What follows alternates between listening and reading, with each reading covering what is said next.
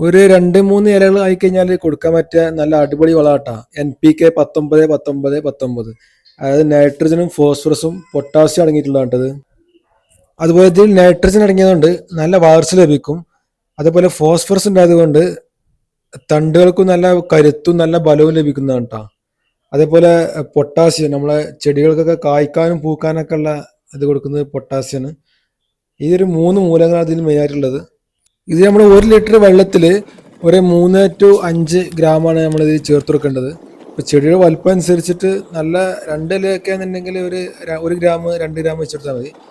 ഒരു 4-5 ഇല വന്നതാണെന്നുണ്ടെങ്കിൽ നമുക്കൊരു 5 ഗ്രാം വരെ ഉപയോഗിക്കാവുന്നതാണ് കേട്ടോ 1 ലിറ്റർ വെള്ളത്തിൽ.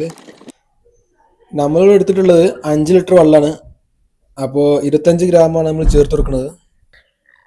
ഈ ലിക്വിഡ് ഫെർട്ടിലൈസർ കൊടുക്കുന്നതുകൊണ്ടുള്ള ഗുണങ്ങൾ, ഇലകളിലാണ് ആഹാരം പാകം ചെയ്യുന്നത്. അപ്പോൾ ഇലകളിൽ നേരിട്ട് എത്തിച്ചു കഴിഞ്ഞാൽ പെട്ടെന്ന് വലിച്ചെടുക്കും.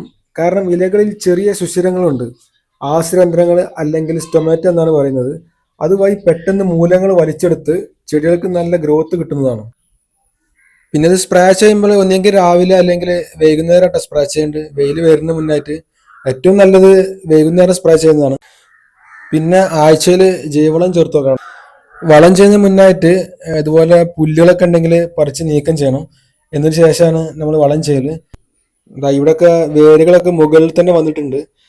അപ്പോൾ നമ്മൾ വളം ചെയ്യുമ്പോൾ നേരെ ചുവട്ടിലിടാതെ സൈഡിലായിട്ടാണ് നമ്മൾ വളം ചെയ്യേണ്ടത്. എന്നിട്ട് അതിന് ശേഷം നമ്മൾ നല്ലപോലെ മണ്ണിട്ട് മൂടി കൊടുക്കണം. ചാണകം ചേർക്കുമ്പോൾ നമ്മൾ ടേക്കോഡോർമ ചേർത്ത ചാണകം കൊടുക്കുന്ന കേട്ടോ നല്ലത്. ഫംഗൽ രോഗങ്ങളൊക്കെ കുറഞ്ഞിട്ടാൻ വേണ്ടിയിട്ടാണ്. എന്നിട്ട് മൂടി കൊടുക്കണം. പിന്നെ അതുപോലെ ആഴ്ചയിൽ കടലപ്പിണ്ണാക്ക് പുളിപ്പിച്ചതിന് ശേഷം അതിന്റെ വെള്ളം ഇതിന്റെ ചുവട്ടിൽ ഒഴിച്ചു കൊടുക്കാവുന്നതാണ്.